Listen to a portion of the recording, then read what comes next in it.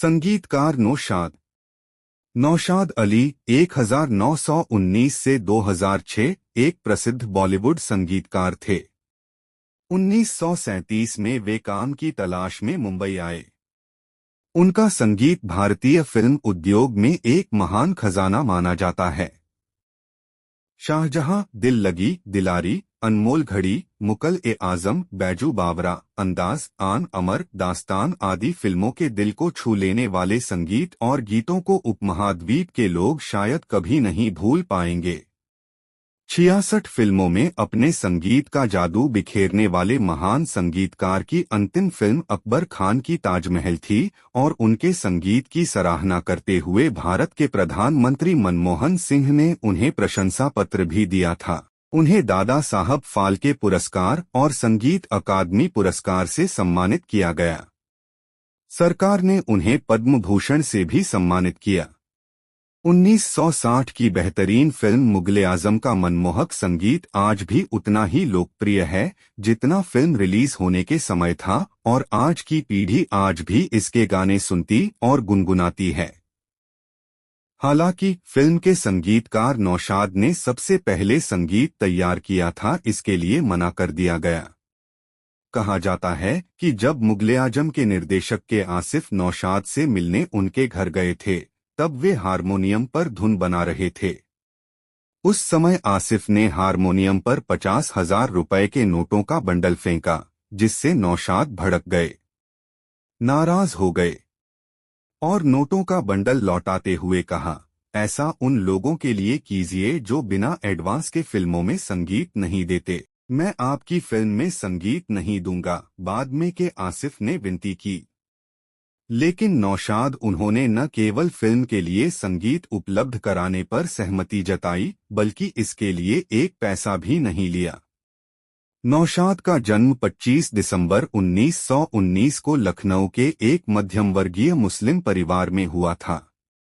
बचपन से ही उनका रुझान संगीत की ओर था और इस शौक को बढ़ाने के लिए उन्हें अपने पिता की नाराजगी भी सहनी पड़ी। उनके पिता हमेशा कहा करते थे कि तुम्हें घर या संगीत में से किसी एक को चुनना चाहिए।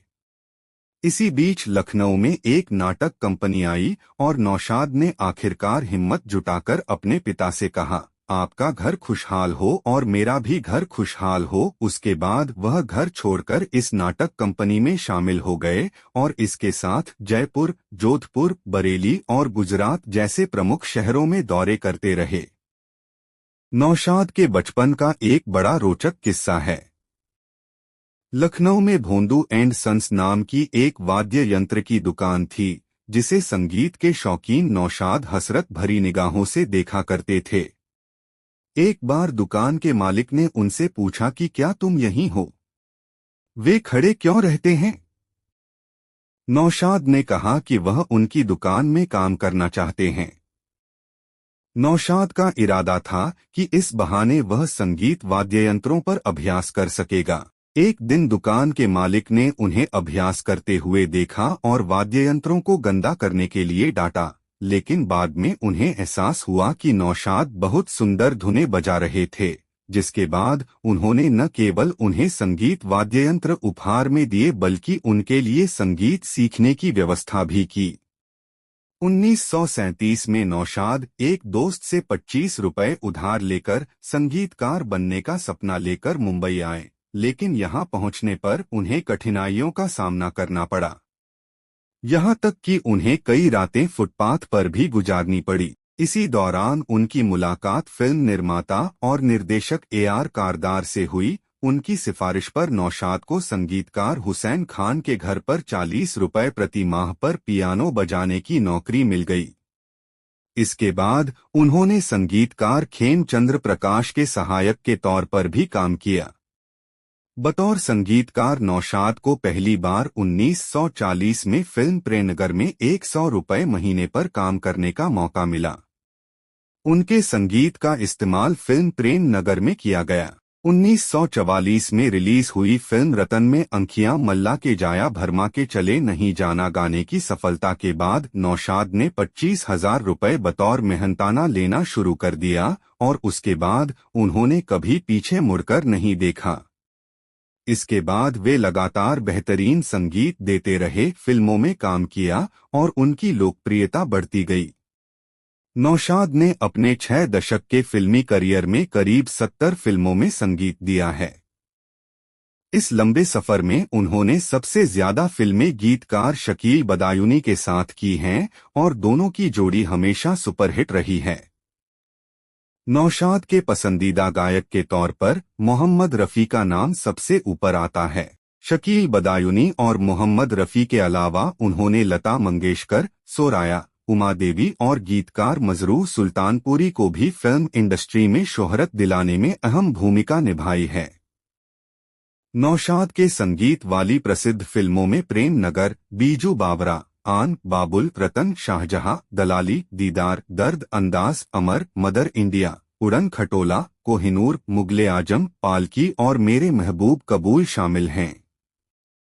उल्लेख हैं। नौशाद पार्श्व गायन के क्षेत्र में ध्वनि मिश्रण और गीत रिकॉर्डिंग को अलग करने वाले पहले संगीतकार थे।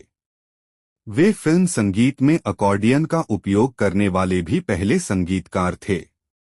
वे हिंदी फिल्म उद्योग में फिल्मफेयर पुरस्कार पाने वाले पहले संगीतकार थे। 1953 में रिलीज हुई फिल्म बीजू बावरा के लिए उन्हें सर्वश्रेष्ठ संगीत के लिए फिल्मफेयर पुरस्कार से सम्मानित किया गया। लेकिन यह भी एक तथ्य है कि इसके बाद उन्हें कोई फिल्मफेयर पुरस्कार नहीं मिला। भारतीय सिनेमा में उनकी विशिष्ट सेवाओं के लिए उन्हें 1982 में दादा साहब फाल्के पुरस्कार और 1992 में बादाम भूषण पुरस्कार से सम्मानित किया गया। लगभग 6 दशक के सफर में अपने संगीत से प्रशंसकों का दिल जीतने वाले संगीतकार नौशाद 5 मई 2006 को इस दुनिया को अलविदा कह गए। हमारे इस प्रोग्राम को अगर आपने पसंद किया हो तो इसको लाइक, शेयर और कमेंट कीजिए।